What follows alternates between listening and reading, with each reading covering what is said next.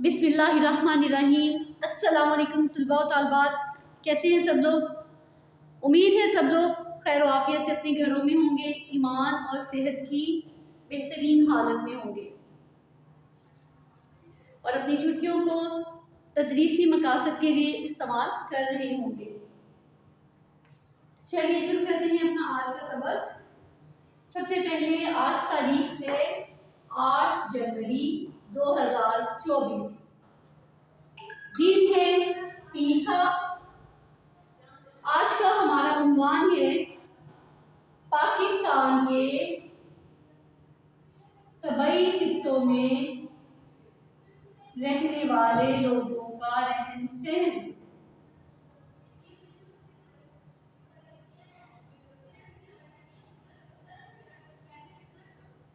पाकिस्तान के तबाई खित्तों में रहने वाले लोगों का रहन सहन।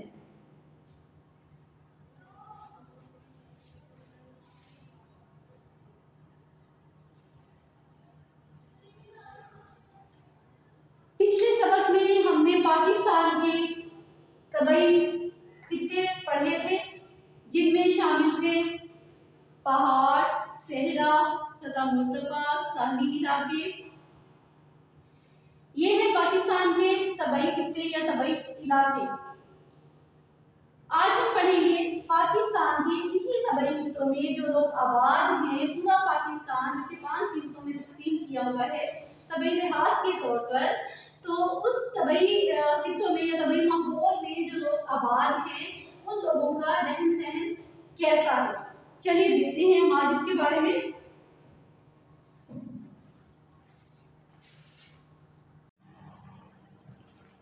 सबसे पहले है नंबर 1 पर पहाड़। पहाड़ी इलाकों में या पहाड़ों में रहने वाले लोगों का रहन सहन कैसा है, किस तरह से वो अपने गुज़र बसर करते हैं। पाकिस्तान के शमाल और शमाल मगरिब में बुलंद पहाड़ों का सिलसिला फैला हुआ है। शमाल में कोहे हिमालय, शमाल मशरिक में कोहे कराकरम और शमाल मगरिब में हिंदुकश वाक़या हैं। मगरिब में कोहे सुलेमान और कोहे केरथर शामिल हैं। पाकिस्तान के पहाड़ी खित्ते में बहुत से ग्लेशियर, बहती नदियाँ, बड़ी झीलें और सरसब्ज़ वादियाँ हैं। ग्लेशियर क्या होता है? पिछले सबक में हमने ये लफ्ज़ पढ़ा था ग्लेशियर। हाँ जी आयमा, बताइए ज़रा ग्लेशियर क्या होता है। शाबाश। पहाड़ों पर जमी हुई बर्फ़ या बर्फ़ के पहाड़ों को ग्लेशियर कहते हैं। दुनिया की बुलंद तरीन पहाड़ियों में से कुछ यहाँ पाई जाती हैं। पाकिस्तान में कहाँ पाई जाती हैं? पाकिस्तान में मसलन केटू।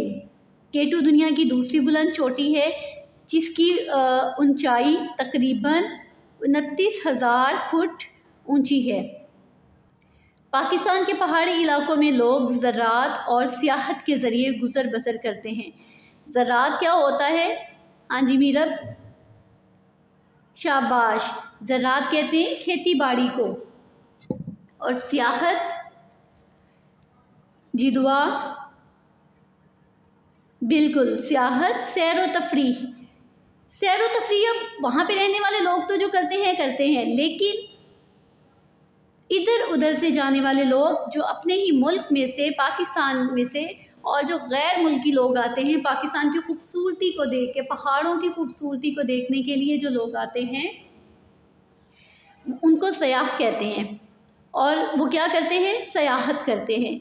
इसके ज़रिए वहाँ पे रहने वाले जो लोग होते हैं, पहाड़ी इलाकों में जो लोग रहते हैं, वो उसी सियाहत के ज़रिए अपनी गुज़र बसर करते हैं।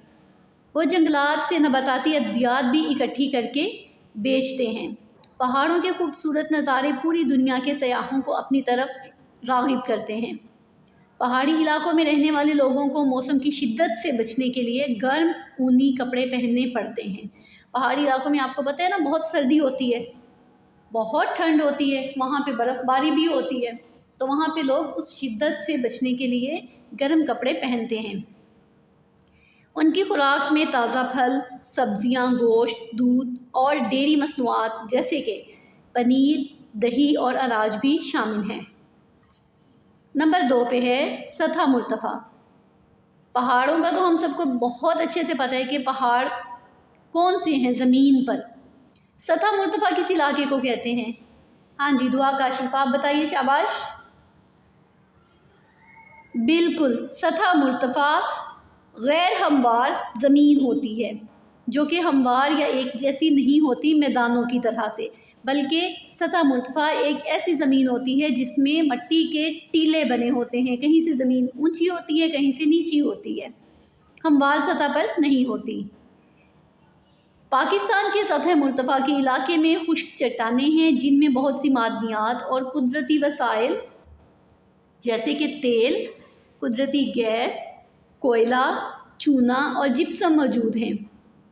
ये सब चीज़ें कुदरती तौर पर अल्लाह ताला ने इन इलाकों में रखी हुई हैं। सतह मुर्तफ़ा पोठवार दरियाए जेहलम और दरियाए सिंध के शमाल में वाक़या है। इसकी ज़मीन काश्तकारी के लिए मौजू नहीं है। पाकिस्तान में पोठवार मुर्तफ़ा के जुनूब में सिलसिला कोहे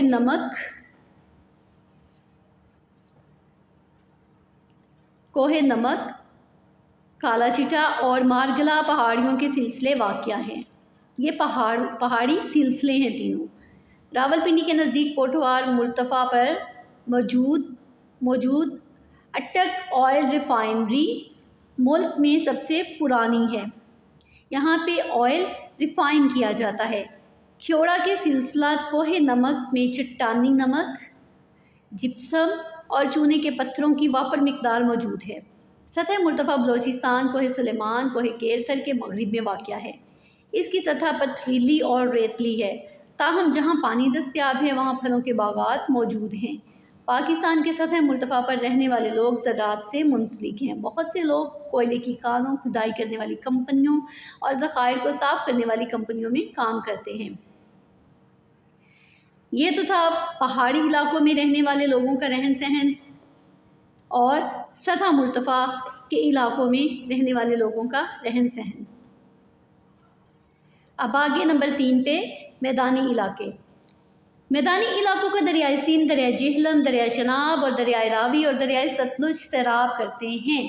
मैदानी इलाकों में ये 5 दरिया हैं जो कि इन इलाकों को सैराब करते हैं। हम सूबा पंजाब में रहते हैं। सूबा पंजाब और हमारा शहर लाहौर भी मैदानी इलाकों में शामिल है। इसके अलावा दरियाए सिंध के जो ज़ेरी मैदान हैं इलाके हैं वहाँ वो भी मैदानी इलाके हैं। सिंध के बालाई और ज़ेरी मैदान ज़रखेज़ और गुंजान आबाद हैं।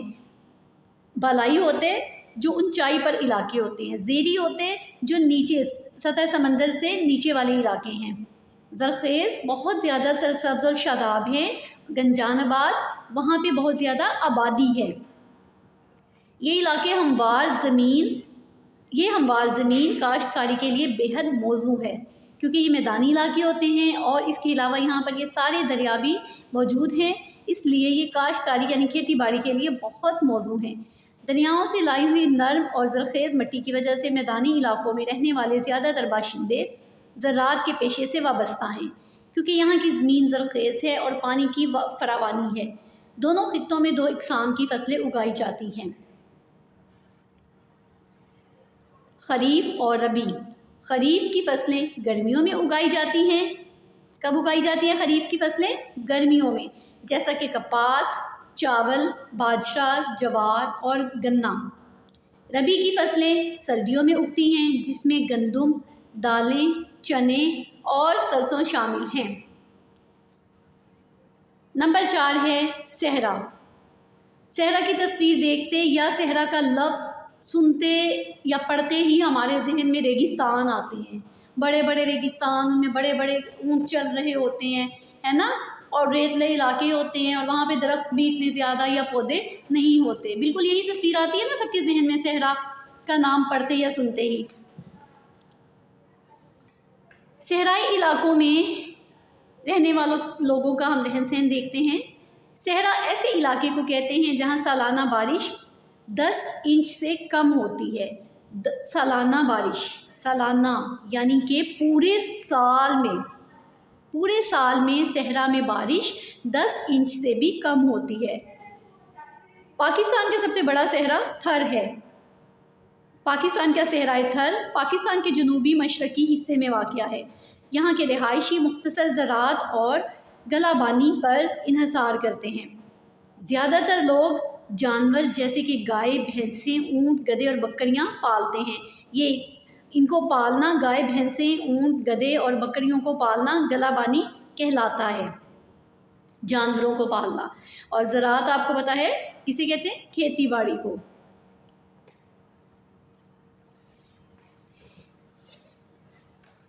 इसके बाद है सहराई ज़िंदगी अपनी आबो हवा और पानी की कमी की वजह से बहुत मुश्किल और दुश्वार है। थर सूबा सिंध में, जबकि थल और चोलिस्तान पंजाब में वाक़या हैं। पाकिस्तान के रेगिस्तान कहाँ कहाँ वाक़या हैं? थर सूबा सिंध में वाक़या है और थल और चोलिस्तान पंजाब में वाक़या है। लोग ढीले ढाले हल्के सूती कपड़े पहनते हैं और अपने सरों को ढांप कर रखते हैं। इनके जूतों के तले बहुत मोटे होते हैं क्योंकि वहाँ पे बहुत गर्मी होती है, गर्मी की शिद्दत होती है और उन्होंने रेत पर चलना होता है ताकि वो गर्म रेत से बच सकें। उनके खाने भी ज़्यादा इकसाम के नहीं होते क्योंकि वहाँ पे ज़राअत ही नहीं होती, काश्तकारी नहीं होती, खेती बाड़ी नहीं होती, बहुत ज़्यादा फसलें नहीं उगाई जाती हैं, इसलिए उनके खानों में वैरायटी भी नहीं होती है क्योंकि वहाँ ज़राअत ना होने के बराबर है। वो सिर्फ अनाज, गोश्त, दूध और दूध की बनी मसनूआत और चंद एक किस्म की सब्जियों पर ही इन्हसार करते हैं। आगे नंबर 5 है साहली इलाका जात। साहली इलाका जात साहले समंदर पर वाक़या जो इलाके होते हैं उनको साहली इलाका जात कहा जाता है। ये तस्वीर देखिए, आप देख रहे होंगे, ये साहले समंदर है, उसका ये साहिल किनारा है और यहाँ पर किस किस्म का काम होता है? ज़्यादातर बहरी जहाज़ और कश्तियाँ, ये सब चीज़ें होती हैं। इनके ज़रिए तिजारत होती है, इनके ज़रिए लोग कारोबार करते हैं। सूबा सिंध और सूबा बलोचिस्तान का जनूबी हिस्सा बहरा अरब के साथ वाक़या है। पाकिस्तान की साहली पट्टी 1058 किलोमीटर तवील है। तवील का क्या मतलब है? लंबी है। कराची, बिन कासिम और गवादर पाकिस्तान की अहम बंदरगाहें हैं। बंदरगाहें क्या होती हैं? पोर्ट, जो पाकिस्तान के साहले समंदर पर वाक़या है, तिजारत का जो मरकज़ होती हैं, जो मरकज़ होते हैं इलाके, उनको बंदरगाहें कहते हैं। पाकिस्तान में मौजूद दरियाए सिंध का इख्तितामी हिस्सा या मुसल्लस डेल्टा की शक्ल में आता है और यहाँ से बहेरा अरब में शामिल हो जाता है। दरियाए सिंध जो है वो अगर स्ट्रेट चल रहा है, इस तरह से ऐसे सीधा बिल्कुल चल रहा है, तो जब वो बहेरा अरब के पास पहुँचने वाला होता है तो इसकी शक्ल कुछ इस तरह से मुसल्लस की तरह से बन जाती है। इस मुसल्लस को डेल्टा कहते हैं। यहाँ से ये बहेरा अरब में शामिल हो जाता है। दरियाए सिंध झींगों, केकड़ों और मछलियों की अफज़ाइश नस्ल के लिए नहायत मौजू है। इसलिए जो लोग इन इलाकों में रहते हैं वो माहीगीरी करते हैं। माहीगीरी क्या होता है? बिल्कुल, शाबाश इशल। माहीगीरी कहते हैं मछलियाँ पकड़ने को। मछलियाँ पकड़ते हैं। ये इलाका मैंग्रोव्स या तेमर के जंगलात से घिरा हुआ है। यहाँ पे जंगलात भी पाए जाते हैं और लोग यहाँ से मछलियाँ पकड़ते हैं, मछलियों का कारोबार करते हैं, उनकी ख़रीदो फरोख्त करते हैं। जी, तो ये थी हमारी आज की पाकिस्तान के तबाही खित्तों में रहने वाले लोगों का रहन सहन या इन खसूसियात में, माहौल में खसूसियात या माहौल में रहने वाले लोग किस तरह से अपनी गुजर बसर करते हैं। आप लोगों ने अब अपनी तहरीरी कॉपी पर इस काम को कुछ इस तरह से करना है। सबसे पहले आपने इनको नकात के साथ तहरीर करना है। सबसे पहले आपने हेडिंग लिखनी है पहाड़ी इलाके, पहाड़ या पहाड़ी इलाके, पहाड़ी इलाके। इस तरह से हेडिंग लिखते हुए हमने इनका लिखना है रहन सहन।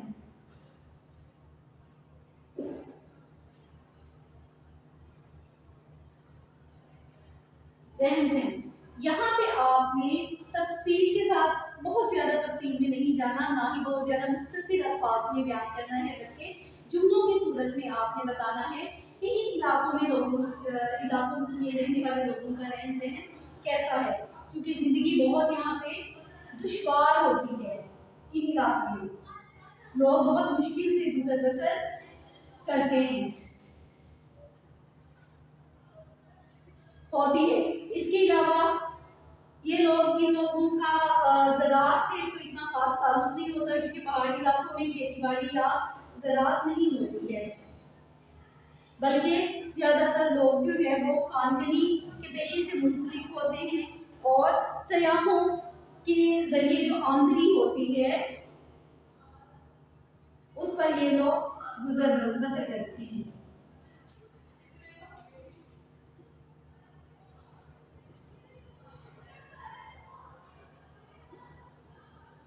सियाहत के जरिए मिलने वाली आमदनी पर गुजर बसर की जाती है। इसके बाद आपने नंबर 2 पे लिखना है सतह मुर्तफा।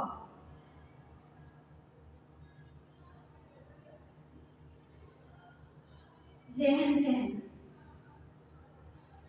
यहाँ पे ये मैंने आपको तरीक़ाकार सिखाया है किस तरह से आपने इनकी तफसीर कितनी लिखनी है। ना बहुत ज़्यादा आपने तफसीर में जाना है और ना बहुत ज़्यादा आपने मुख्तसर लिखना है, बल्कि मुनासिब जुमलों की सूरत में आपने इन इलाकों में रहने वाले लोगों का रहन सहन तहरीर करना है जुमलों की सूरत में।